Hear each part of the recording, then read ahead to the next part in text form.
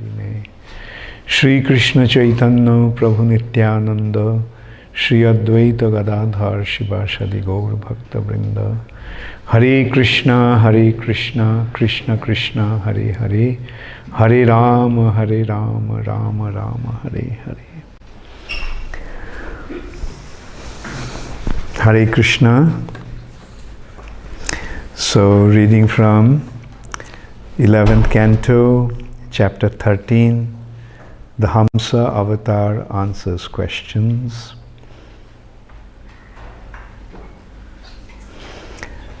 We'll read from text 5 onwards today. Among the 10 items I have just mentioned, the great sages who understand Vedic knowledge have praised and recommended those that are in the mode of goodness, criticized and rejected those in the mode of ignorance, and shown indifference to those in the mode of passion.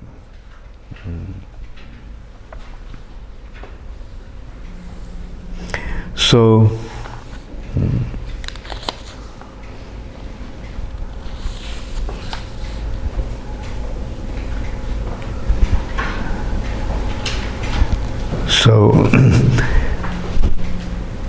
the 10 items that place people in general,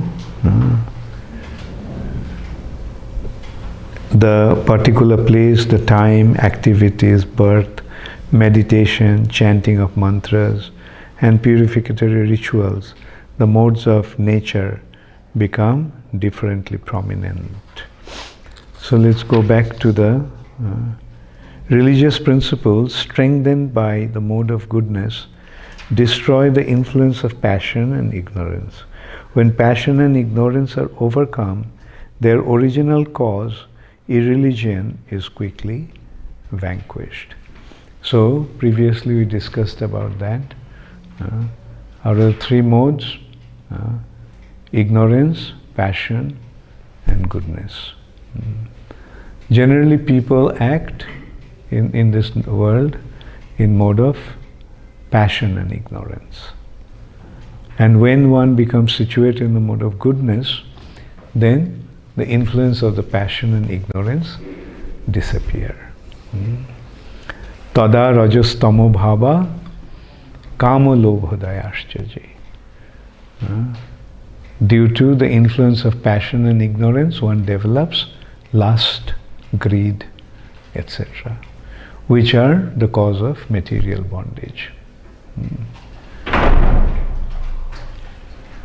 So, but when stitang shatte prashidati, when one becomes situated in the mode of goodness, then tada prasanna manaso bhagavad evang prasanna manaso bhagavad bhakti yogata.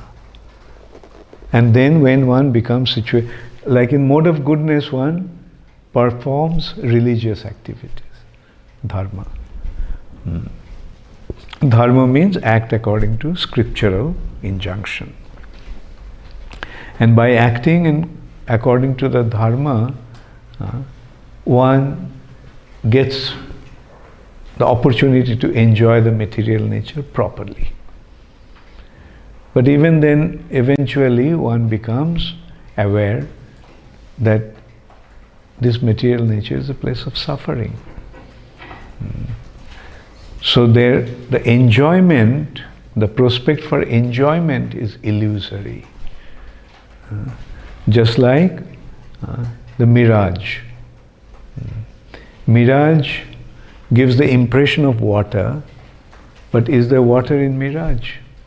Running after mirage, can one satisfy his thirst? No. Similarly, in this material nature, the prospect of enjoyment is like a mirage.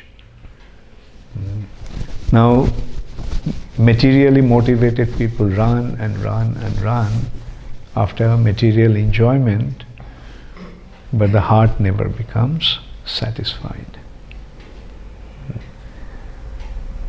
So then, when one comes across a bona fide spiritual master, actually in the Vedic culture, to have the guidance of a bona fide spiritual master is essential.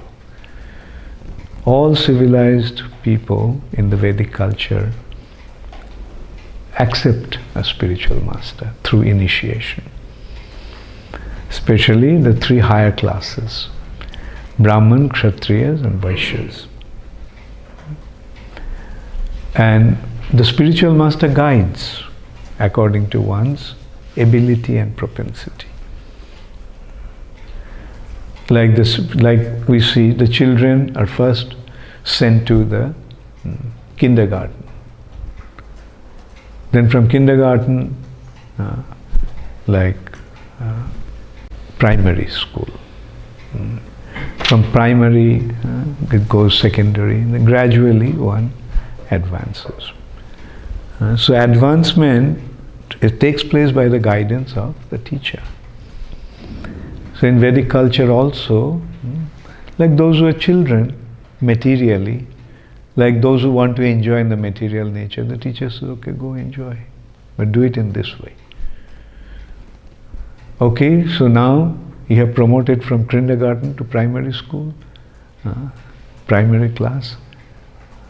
So now you realize that this is not a place of enjoyment.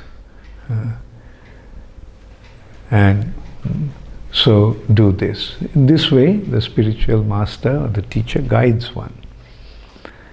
And ultimately one, this way transcends the mode of ignorance to passion. Ignorance, from ignorance to passion. Passion leads to enjoy this material nature. And then again he goes, transcends the passion, comes to mode of goodness. Yeah, and passion, there is no pure passion. It's always mixed with, it mixed or cycles, passion, ignorance, passion, ignorance, passion, ignorance. Like one is very active in passion, in the mode of passion. And then at night he becomes tired. He falls asleep. Ignorance. In the morning he gets up and he becomes active again in passion. Again at night he becomes tired, enters into ignorance, falls asleep. So this is how it cycles. Passion, ignorance cycle in this way. But then they come out of the cycle in the mode of goodness. And in mode of goodness they don't get involved. They watch. Watch in the sense they see that one must act in a way that will not involve in passion which will lead to ignorance.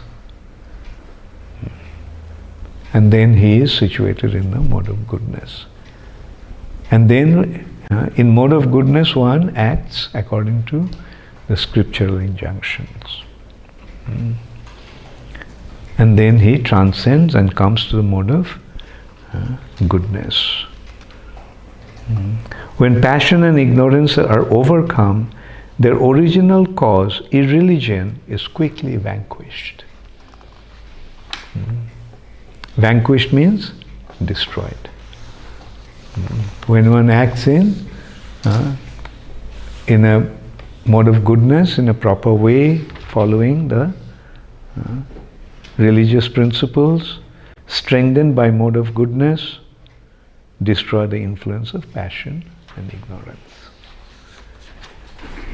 According to the quality of religious scriptures, what are one's association with one's children or with people in general, the particular place, the time, activities, birth, meditation, chanting of mantras and purificatory rituals, the mode of nature become differently prominent.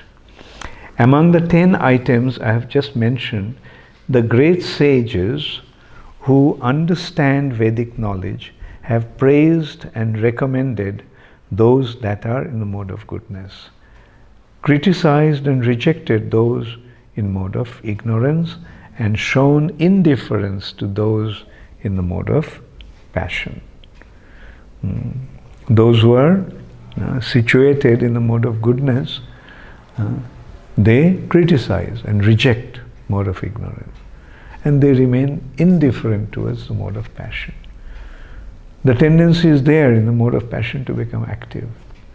So whatever actions they perform, they remain aloof from that or indifferent towards that.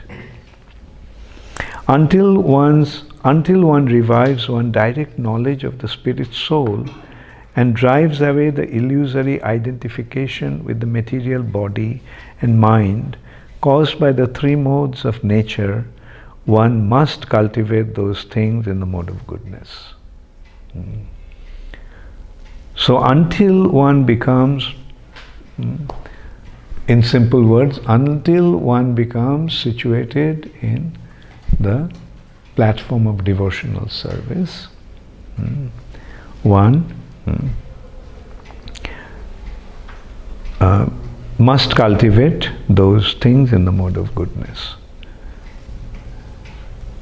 By increasing the mode of goodness, one automatically can understand the practice of religious principles, and by such practice, transcendental knowledge is awakened.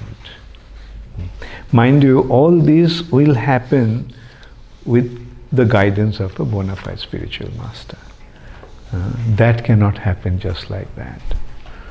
We need a spiritual guide, and he actually leads us gradually into this.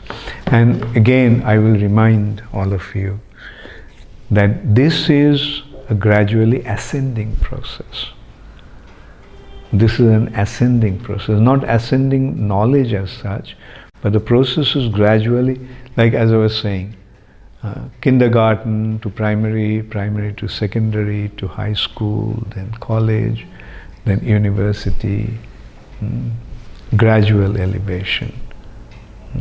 And then in the university, the highest award is, highest achievement is PhD, doctorate. Now, by Chaitanya Mahaprabhu's mercy, we, without going to even primary school, we got the doctorate by his mercy. Now he gave us the doctorate, the knowledge that the doctorate has. Now we have to cultivate the knowledge. Then only we'll become qualified. He's giving us an opportunity. Come. The simple way, there is no need to go through all this arduous process and time-consuming process. Take it. Take it means he has given the ultimate understanding of the Vedas, and he is saying, just practice it. So that is our good fortune. And that's why Prabhupada used to say that he created our good fortune. We don't deserve any credit. We are not at all qualified. But he has given us the opportunity.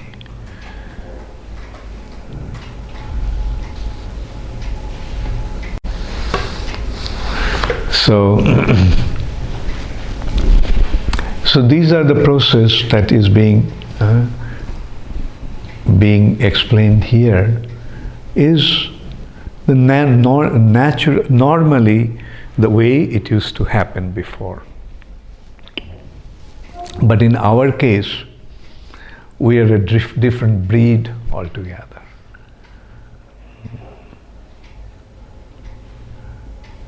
Like total, a direct elevation to the mode of goodness. At least we should be situated in the mode of goodness. But what Prabhupada gave is actually, he has taken us to the platform of pure goodness. Transcendental platform, that's pure goodness.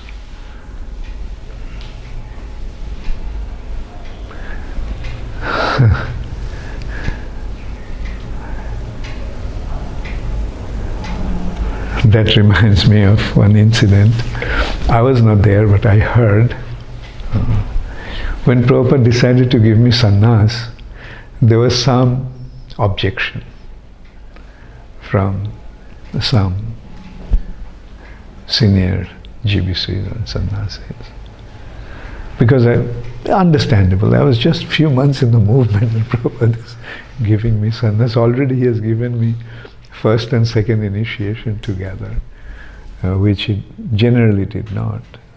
He gave first and second. And so now, and Prabhupada wanted to give me sannyas, and then I think, or as I heard, so somebody expressed the doubt that actually, no, another thing happened actually. That's why there was this objection. Because some sannyasis had fallen down. And Prabhupada actually said he's not going to give sannyas anymore because he was so upset. And now Prabhupada is giving me sannyas. So this question came up. What if he falls down? And I heard, they came and told me afterwards. Then Prabhupada said, if he falls down, he'll fall in the mode of goodness.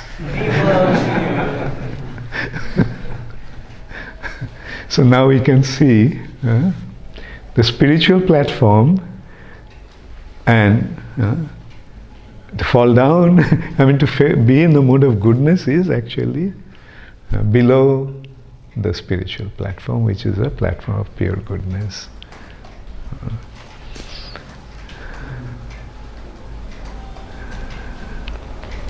All glories to Srila Prabhupada. In a bamboo forest, the wind sometimes rubs the bamboo stalks together, and such friction generates a blazing fire that consumes the very source of its birth, the bamboo forest. Thus the fire is automatically calmed by its own action. Similarly, by competition and interaction of the material modes of nature, the subtle and gross material bodies are generated.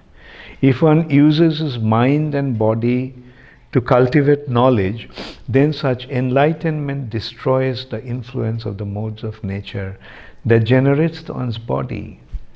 Thus, like the fire, the body and mind are pacified by their own action in destroying the source of their birth. What a wonderful analogy, huh? So,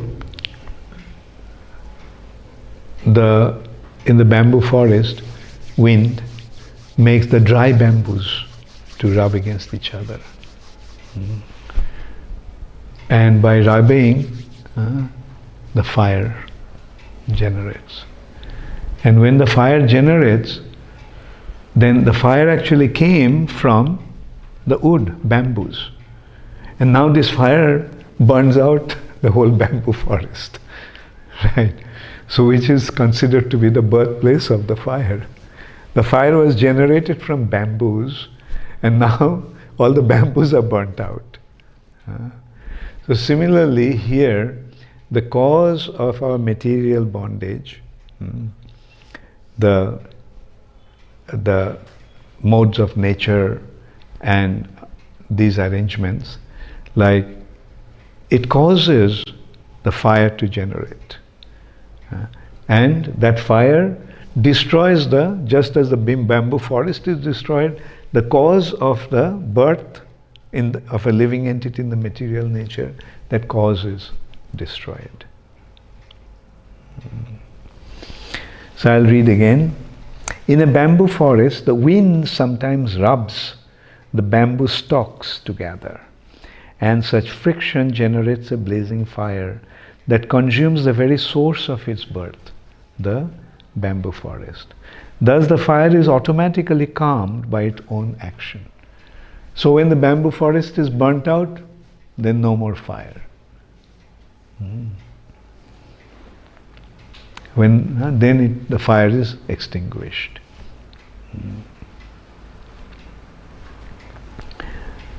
Thus the fire is automatically calmed by its own action. Similarly, by the competition and interaction of the material modes of nature, the subtle and gross material bodies are generated. The subtle and gross material bodies are generated from the modes of material nature, due to the influence of the modes of material nature. If one uses his mind and body to cultivate knowledge, so the mind is the subtle body, and this body is a gross body. So mind and body, the body is gross and mind is subtle. So that's it's identified. So when both the body and mind is utilized to cultivate knowledge, that is like this knowledge is the fire. The fire generates due to the cultivation of knowledge, by as if the bamboos are rubbing. Gross body and subtle body are rubbing, and the knowledge is generated. And when the fire like knowledge, which is similar to fire, that happens, then that also destroys the cause of this gross and subtle body, the modes of material nature. So then the modes of material, all three modes of material nature are destroyed. If one uses his mind and body to cultivate knowledge, then such enlightenment destroys the influence of the modes of nature that generated one's body. The body was generated by the modes of material nature.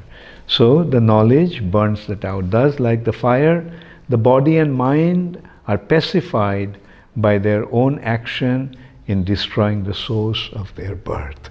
What is the source of their birth? Three modes of material nature. Now, this knowledge destroys the three modes of material nature. That means he transcends the modes of material nature and becomes situated in the mode of pure goodness.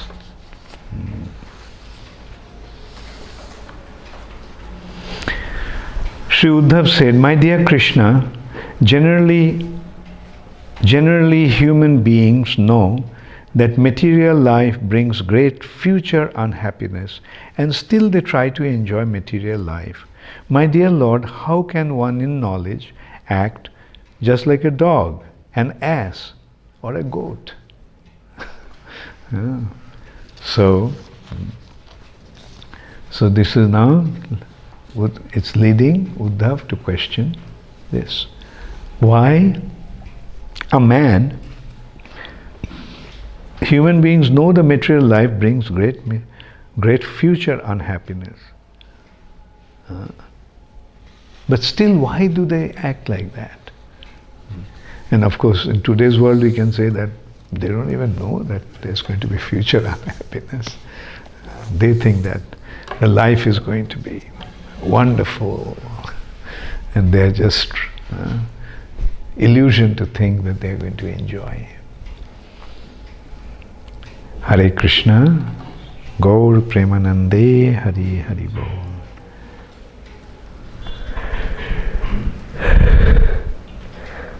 So,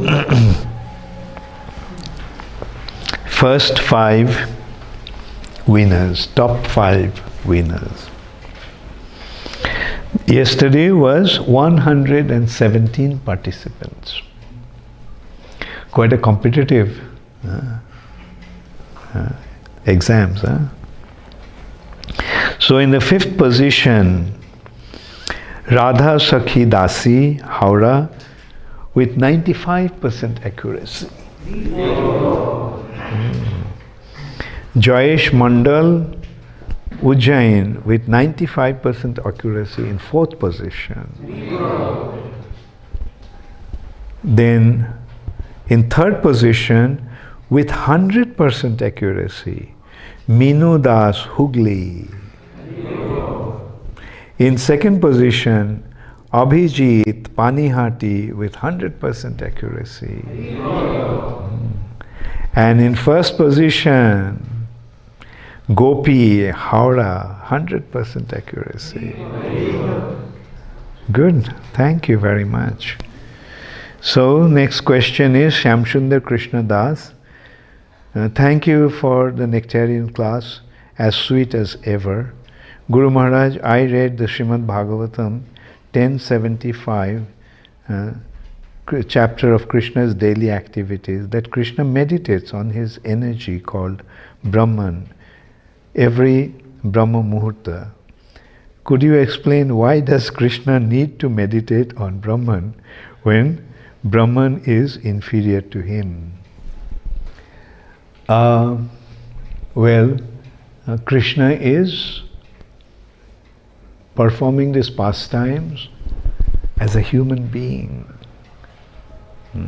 These pastimes of Krishna is like that of a human being. And he is in the earth planet, in the material world. Therefore, through his act, he is actually teaching us how to act. Like that, in a similar note, one can question, well, Krishna is the Supreme Personality of Godhead. Why did he take initiation from Sandipani Muni? Why did he go to study under Sandipani Muni? Right? So it's because he is acting as a human being and he is teaching us how every human being should act. In this way, he is teaching us that everybody should have a spiritual master. Everybody should have spiritual guidance. Similarly, Krishna, when he wakes up in the morning, he is meditating on Brahman. What is Brahman? Brahman is the source of the whole creation. So he is seeing, in the morning before he begins his day, he sees what this material nature is like through this meditation, that the source of everything is Brahman, this world is a transformation of Brahman, and of course Krishna knows that this Brahma Jyoti is his bodily effulgence. But we should not think that Brahma Jyoti is our bodily effulgence. We should rather see that this ultimately, that is the source of all creation, where we are going to get involved throughout the day.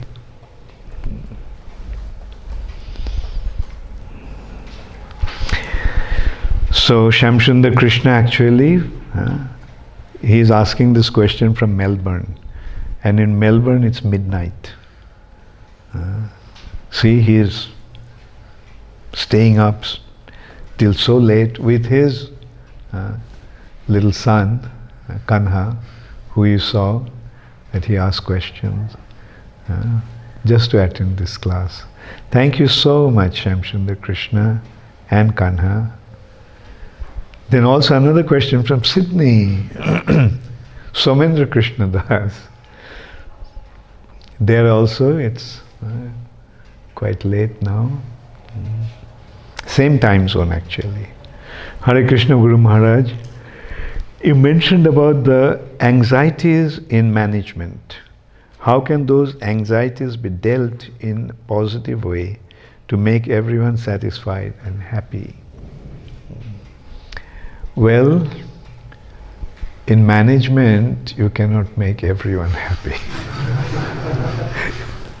At least try to make as many as possible happy.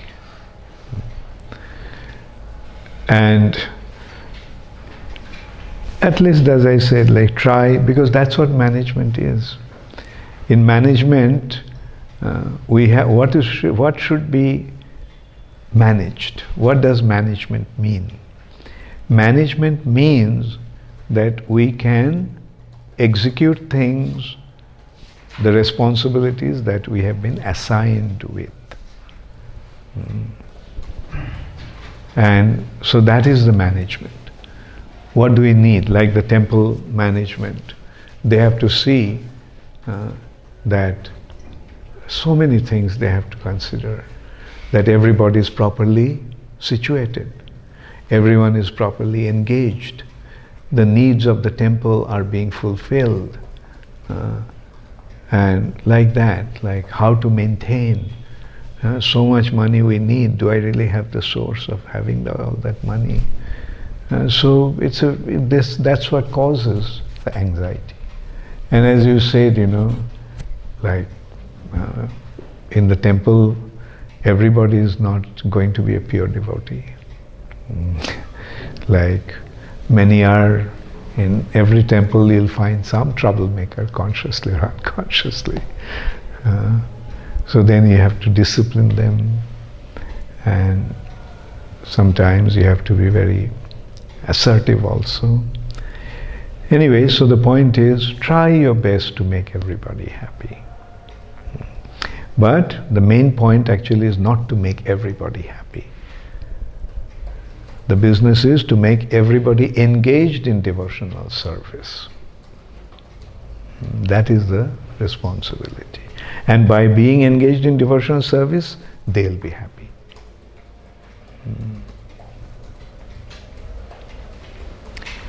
Sharada Devi Dasi, Hare Krishna. Sharada is okay. Sharada is from London? Yes. Yeah, okay. Thank you, Sharada. Guru Maharaj, Dandavat Pranam. All glories to Srila Prabhupada and all glories to you. I had been listening to your seminar on Uddhava Gita and others. They are very enlivening. I read Uddhava Gita on my own, but it is not the same hearing from your lotus mouth. It is more enjoyable. Questions and answers are brilliant. Guru Maharaj, I heard you going to US, it is dangerous. COVID-19 is more dangerous over there than anywhere else. Please stay safe. We need you around for many, many years. I am at home due to lockdown, no temple services, no book distribution. However, I increase my chanting and hearing. That is the advantage. My obeisances to Bhakti Prem Maharaj and all the devotees. Guru Maharaj, please come to London when you can. I miss you. Please accept my obeisances. Your servant, Sarada Devi Dasi.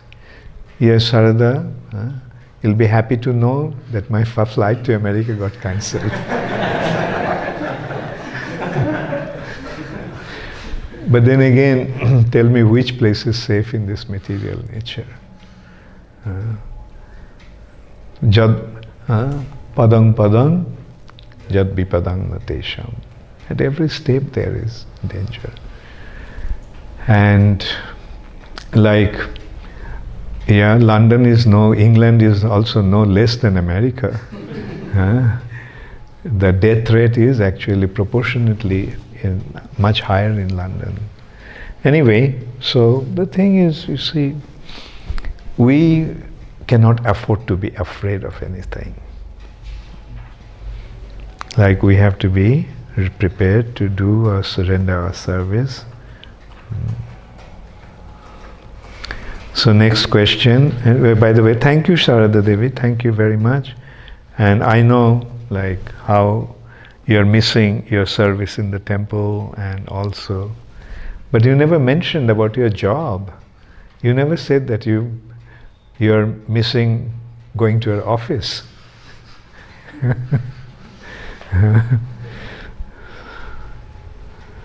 So next question is Kalavati Radhika. Hare Krishna, dear Guru Maharaj, please accept my humble obeisances unto the dust of your lotus feet. All glories to Srila Prabhupada, all glories to your divine grace. Guru Maharaj, as we have to leave to D-land, we are going to miss these very special evenings providing us with your daily darshan along with nectarian discourses and greatly helpful question-answer sessions.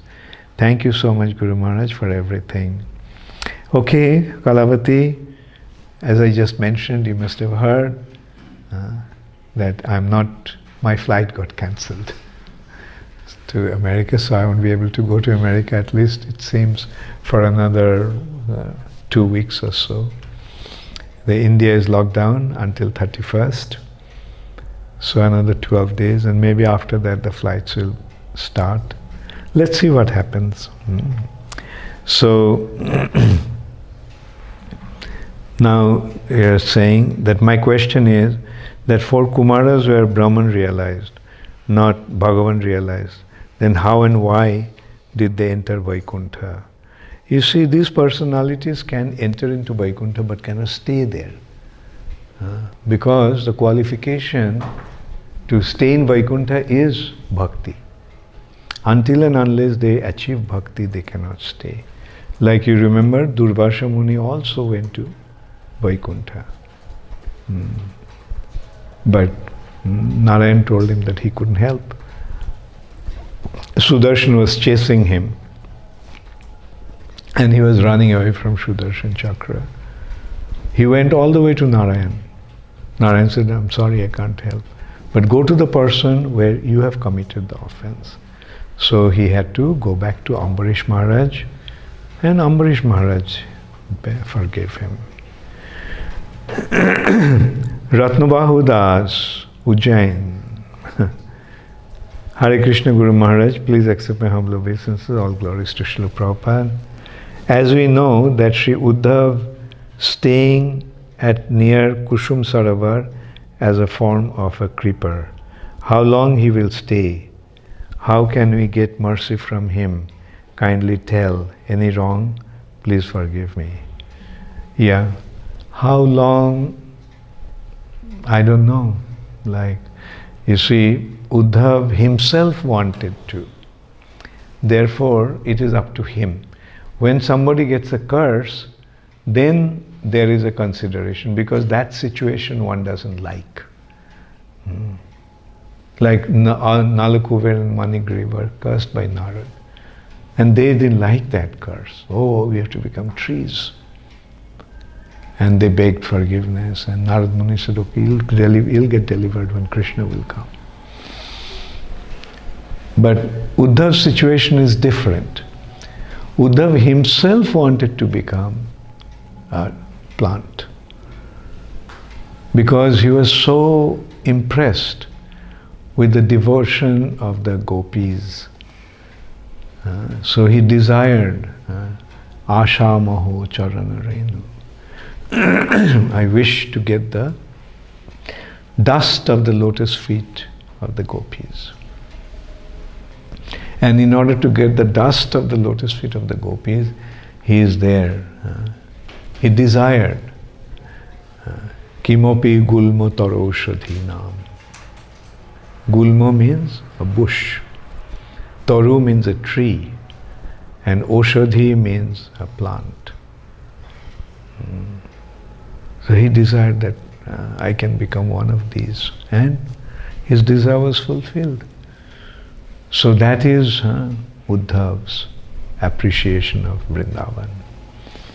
Uddhava is in Dwarka. He was in Dwarka. But when he went and saw the devotion of the gopis, he became so impressed that he wanted to just be there to receive the dust from the lotus feet.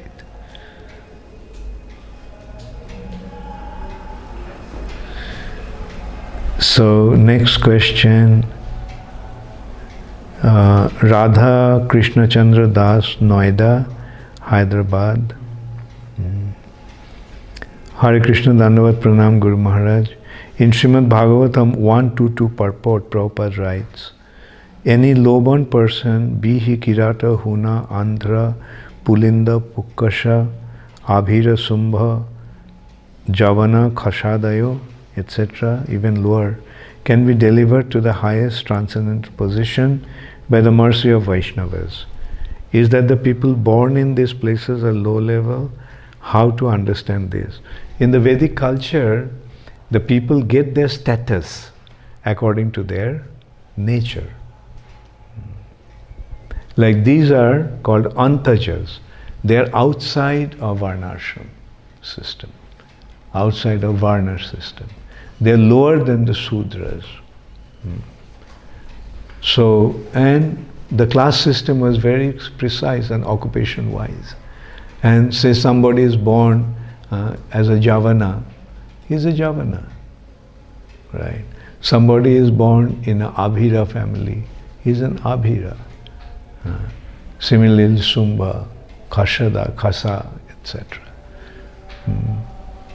So that is how their class was determined. Then Gita Kirti Das Radhika Dasi from New Jersey. Hare Krishna Guru Maharaj, Dandavat Pranam. All glories to Srila Prabhupada, all glories to Guru Maharaj.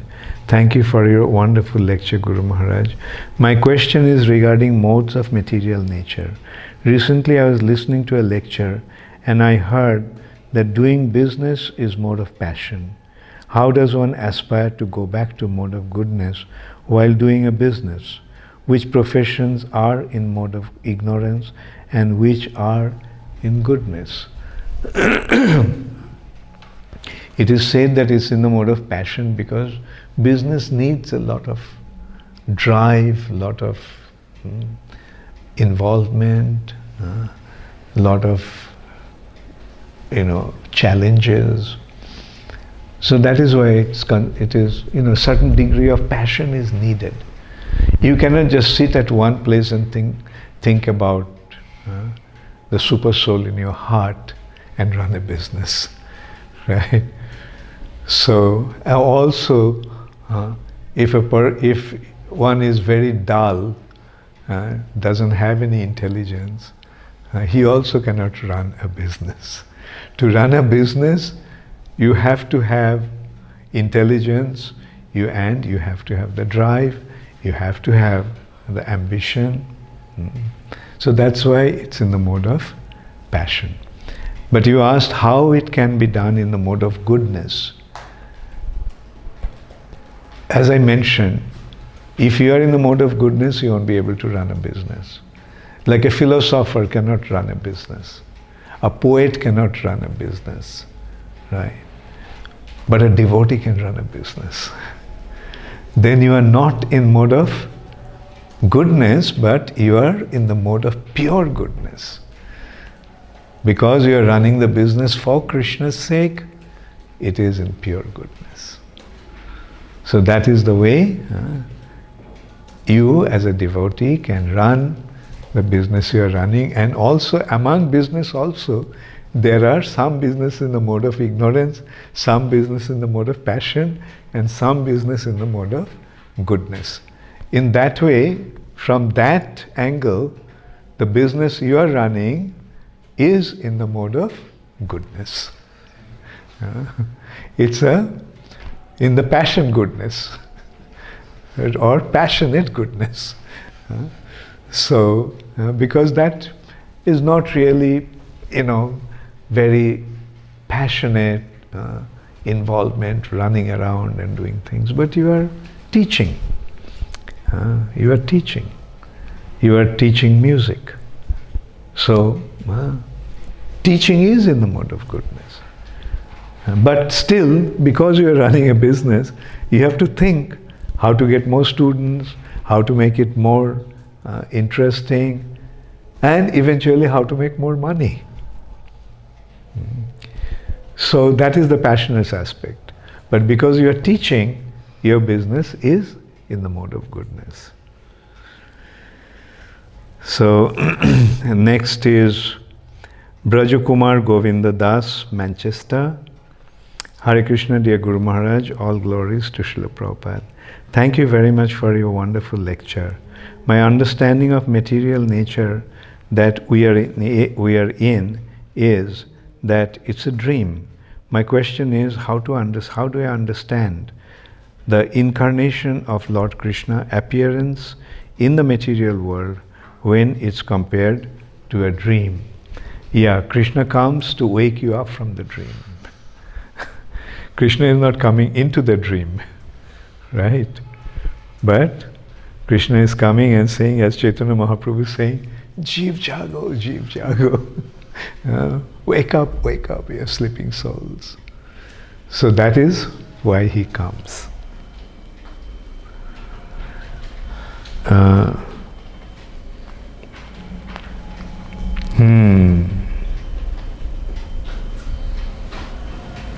So today is Jadurani Mataji's birthday.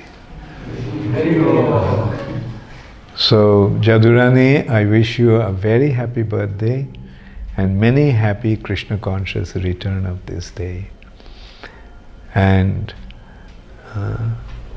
I wish in London you're celebrating your birthday very nicely, or I'll call Rasaraj Krishna and give him the assignment to have a grand celebration of your birthday in spite of the lockdown. And I'm sure Radhika can make a cake and you all can celebrate it in the evening today. Hare Krishna, all glories to and let us all bless Jadurani, wishing her a very happy birthday. Happy birthday to you. Happy birthday to you. Happy birthday to Jadurani. Happy birthday to you. Hare Krishna to you. Hare Krishna to you. Hare Krishna to Jadurani. Hare Krishna to you.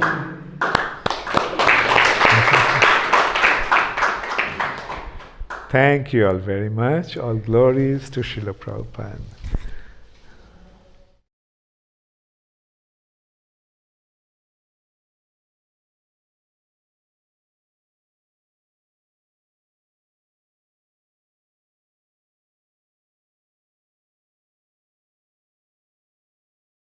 Has been cancelled.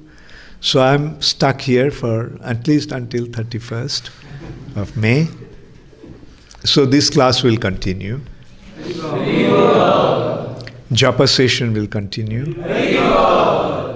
And Bengali Bhagavad Gita class also will continue. Gaur Premanande.